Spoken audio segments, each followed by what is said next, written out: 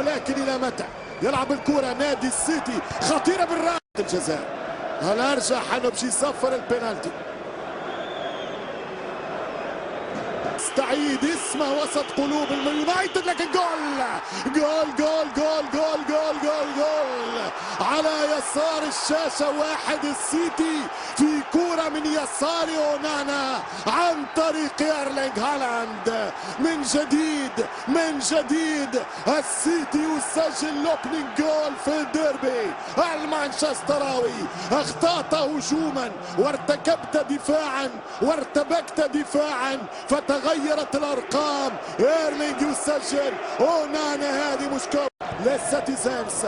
شوف طريقة جرانيتش، برناردو سيلفا القاضية 2-0 عن طريق ايرلينغ هالاند ينهيها بالثاني. شوف السيتي ويكور، شوف السيتي ويلعب، شوف السيتي كيفاش دور كرة. مش ممكن هذا الذكاء الاصطناعي في عالم.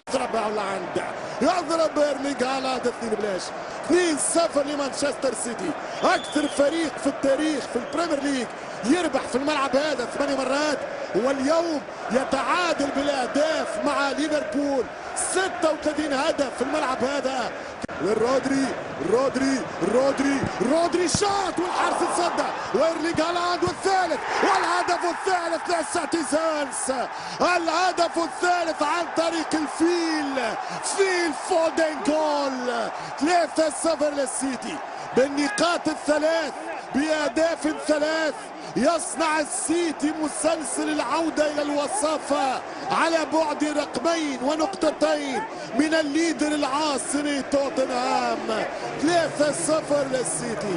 وقت اللي يقوي السيتي الإيقاع، وقت اللي يمشي السيتي في السرعة صعب